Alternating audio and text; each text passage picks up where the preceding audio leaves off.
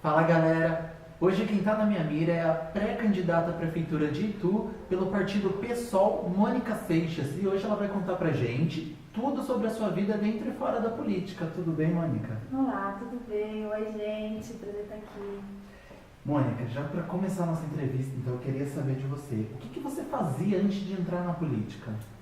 Eu sou jornalista por formação, estudei jornalismo, me formei aqui em Itu, exerci durante 8 anos, mais de 2 anos para cá eu mudei um pouco o foco de atuação. Hoje eu tenho uma consultoria empresarial em reorganização de negócios. E por que você decidiu entrar na política? Eu não decidi. A política ela faz parte da minha rotina desde que eu me entendo por cidadã. Eu acho que começou bem no final da minha infância. Eu me filiei a primeira vez a um partido político aos 13, fui presidente de grêmio, atuei no movimento estudantil secundarista aqui na cidade, e eu venho atuando na militância de rua e na política como jornalista, como formadora de opinião durante todo esse tempo. Então, ser hoje candidata à Prefeitura de Itu é só consequência de um trabalho, eu acho que de uma militância. Eu estou com 17 anos. É isso. Então, sobre a política de Itu, como é que você avalia o cenário hoje? Um cenário que ninguém sabe o que vai dar, né? Eu vejo a cidade em disputa. Acho que está clara a disputa que está acontecendo aqui. E de duas opiniões, né? De uma parcela da população e da classe política que quer conservar, mais conservadora, que quer preservar esse tom mais erudito, mais classista que a gente tem. E a outra parte da população que quer mais progresso, que é mais progressista, que quer abrir mais a cidade, quer ter mais acesso para discutir, inclusive o direito de viver aqui e de usar essa cidade. E eu acho que nesse cenário é imprevisível o futuro. Claro que muita gente quer mudança, mas também tem muita gente que quer conservar o modelo político que está sendo proposto e que está em execução. Então acho que está rachado ao meio e o cenário futuro é imprevisível. Agora, sobre a merenda escolar, né, que está sendo um descaso nas escolas públicas, o que você tem a dizer? Está sendo desviado, né, as verbas, né, não chegam nas escolas, as pessoas não conseguem ter acesso a esse direito delas. O que você acha disso? Eu acho que eu quero viver para ver quem vai punir o ladrão de merenda um dia. Eu acho que aí a gente vai estar vivendo direito, um estado de direito democrático, de fato, em que a justiça não tem um lado, a justiça ela atua. Merenda. A gente precisa entender que muitos dos jovens, principalmente aqui em Itu, a cidade ela tem um território rural bastante extenso. Aliás, em extensão, em área, a parte rural é maior do que a urbana. Então a gente tem gente que viaja longo percurso para estar na escola. Tem gente que sai de casa às 5 horas da manhã para estar na escola às 7, para sair meio-dia, para estar em casa às 3. E se fica sem merenda, tem ali o seu dia completamente prejudicado. Vale lembrar que as escolas não permitem que os alunos levem a sua própria marmita para a escola, porque não tem condições de acondicionar direito e você pode submeter os jovens a doenças. O que é mais grave ainda no caso do berreta, que é em tempo integral. Então imagina os alunos que ficaram durante um período das 8 da manhã até o final da tarde sem almoço, sem lanche no intervalo. Ninguém aguenta essa vida. Então realmente é importante. Eu sou a favor. O PSOL é um dos partidos que mais atuou na Câmara dos Deputados em São Paulo, a favor da CPI, com as assinaturas, debatendo o assunto, principalmente com a juventude nas escolas. Nós somos a favor da CPI da merenda, muito ao contrário de outros 2 deputados ituanos que estão lá na Assembleia Legislativa. Rita, que a gente sabe que é presidente da Comissão de Educação, que poderia ter se engajado mais, que poderia ter atuado mais nessa questão, mas que por motivos que ela não consegue explicar muito bem, que ninguém aceita, não explicou. O deputado Rodrigo Moraes, a gente teve que correr muito atrás do deputado até que ele se dispôs a assinar, sendo favorável à abertura da CPI da merenda. E também vale lembrar que a falta da merenda nas escolas compromete o rendimento escolar dos alunos, né? Muito. Em 2014, teve um grande problema da falta de água em Itu, né? Foi horrível. O que você tem a dizer? E tu já tem um projeto para acabar de vez com esse problema? Não. Itu tem um problema relacionado com a água e é histórico. E o ser humano, como um todo, tem um problema relacionado com a água e a gestão pública também, né? A gente vê fora do Brasil várias outras crises e colapsos e revoltas populares por conta da água. Vale lembrar que em 2018 a gente tem o Fórum Mundial da Água no Brasil, em que vai se discutir os rumos da gestão dos recursos hídricos mundo afora. Existem cidades em que a água não é cobrada e que funciona muito bem. Aliás, a água ela nasce de graça debaixo dos nossos pés da terra. Então, a gestão pública da água é uma coisa, a tarifação e a privatização da água é outra coisa. A gente aqui é abastecido por mananciais que eles nascem e morrem no território geográfico de Itu. Muito por isso, e porque eles são pequenos e tem pouca vazão, quando chove a gente tem mais água, quando não chove a gente não tem água. Isso é fato, não precisa estudar muito para descobrir, está disponível essa informação. Então, o nosso programa aqui é de reservação. O nosso reservatório aqui ele é muito pequeno e ineficiente. Ele é raso. Boa parte do nosso problema seria resolvido se a gente simplesmente cavasse os nossos reservatórios para armazenar mais água ali durante a chuva. Mas parece que a gestão pública de Itu não quer aprender a lidar com a água. Não quer. Por quê? Enquanto a gente estava vivendo aqui nessa cidade a maior crise de abastecimento de água do estado de São Paulo, a gente estava recebendo o maior repasse de verbas para manejo de águas pluviais da história desse país para fazer o quê? Canalizar córrego. Eu acho o Parque Linear uma afronta, porque essa metodologia de colocar concreto sob os rios quebra um ciclo natural muito importante para a reservação da água, que é debaixo do solo.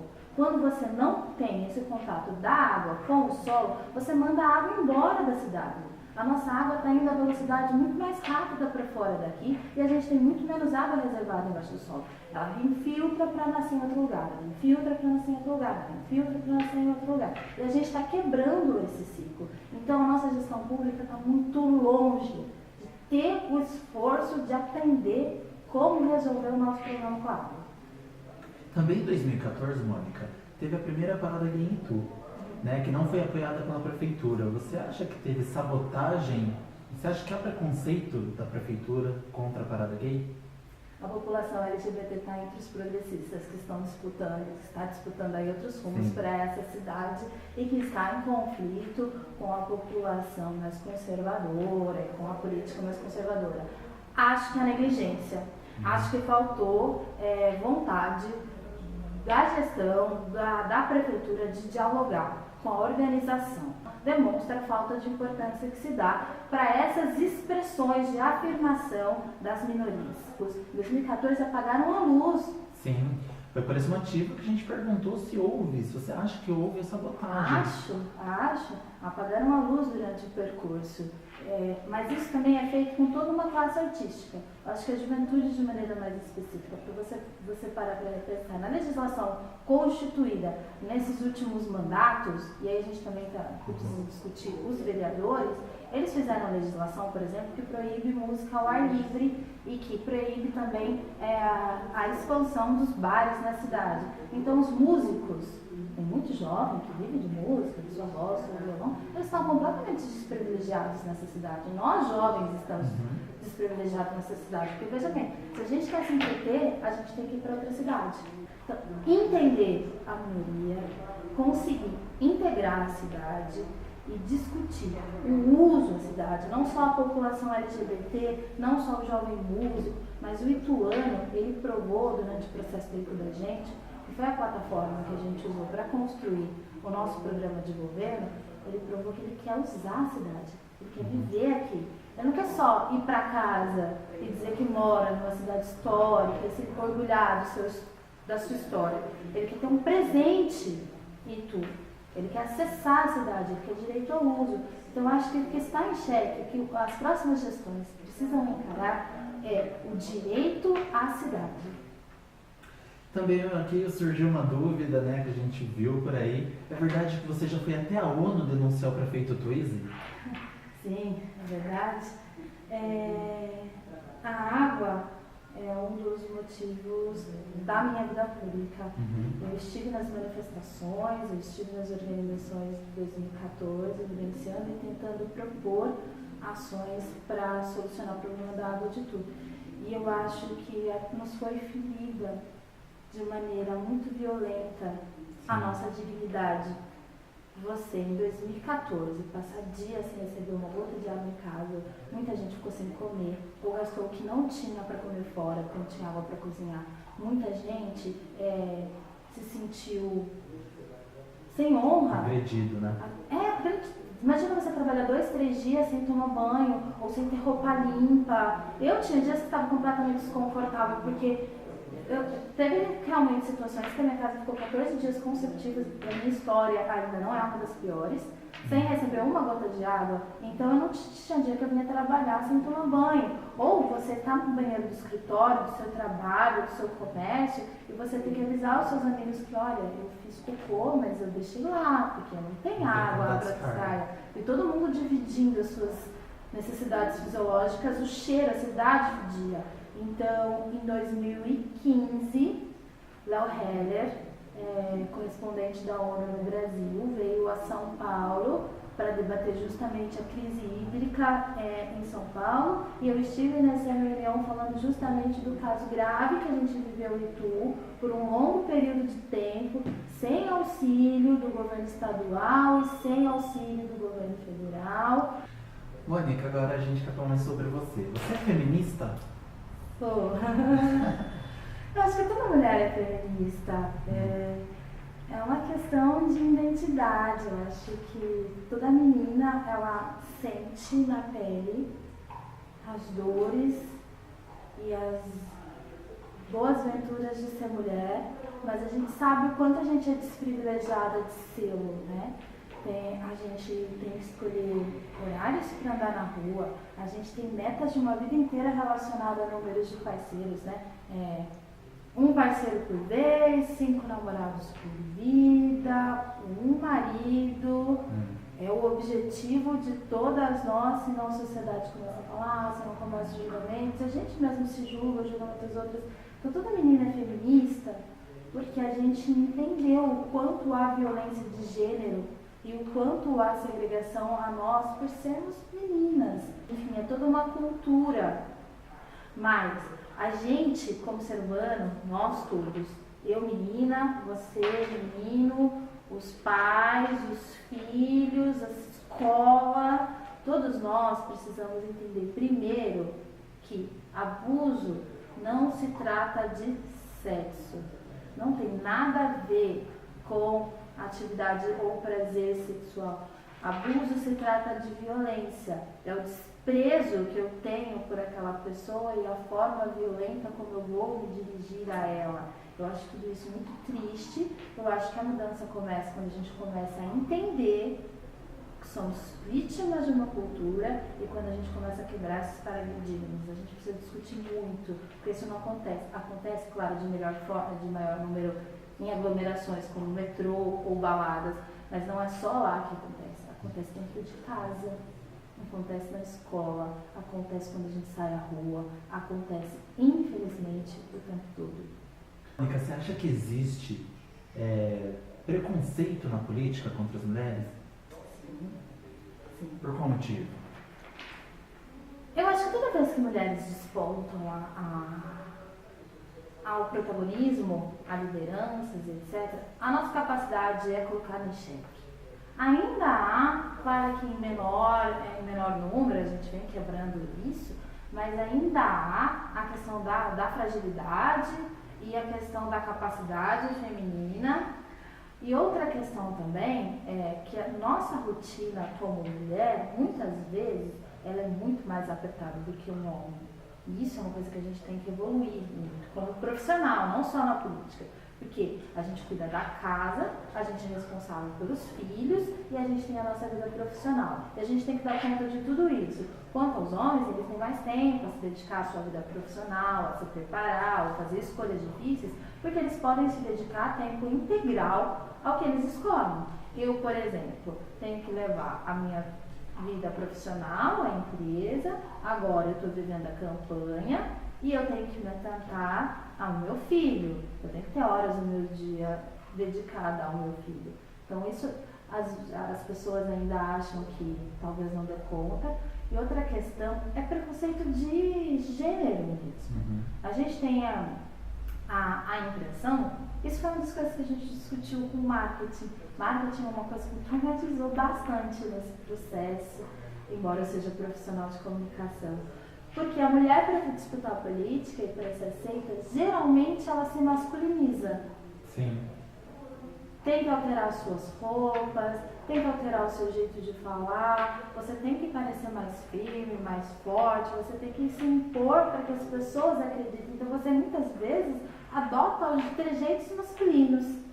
A gestão pública, ela é feita a partir de diversas opiniões. Então tem que ter participação. Existe preconceito com a mulher na política. Estou aqui principalmente para quebrar e suplantar esses tabus e gostaria muito de discutir isso com vocês, inclusive. Qual é o papel nosso como sociedade, como que a gente espera participar, seja lá quem for eleito, dessa gestão pública. E mais do que um homem ou uma mulher ideal, a gente tem uma cidade inteira esperando para ser ouvida. Sim. Agora, um dos maiores acontecimentos na política brasileira foi o impeachment da presidenta Dilma, né? Você foi contra ou a favor? Contra. Continuo sendo contra. Esse é um tema bastante polêmico, até por conta do posicionamento do PSOL. O PSOL, meu partido, foi contra, fez campanha contra o impeachment, embora a gente se orgulhe muito de ser oposição ao governo Dilma. Eu acho que o governo Dilma, ele pratica políticas das quais eu sou contra. Acho que dá um monte é indefensável. Eu acho que o ajuste fiscal é indefensável. Eu acho que as próprias alianças com Temer, com Cunha é indefensável. E tem muita coisa que a gente precisa criticar no governo Dilma.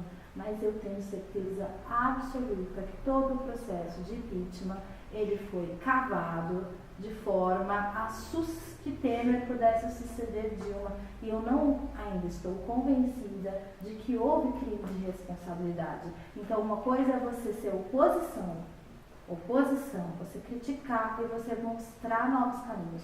Outra coisa é você sacanear todo um Brasil e toda uma estrutura do Estado Democrático de Direito para assumir o poder. Mas eu também não sou a favor do golpe Dilma.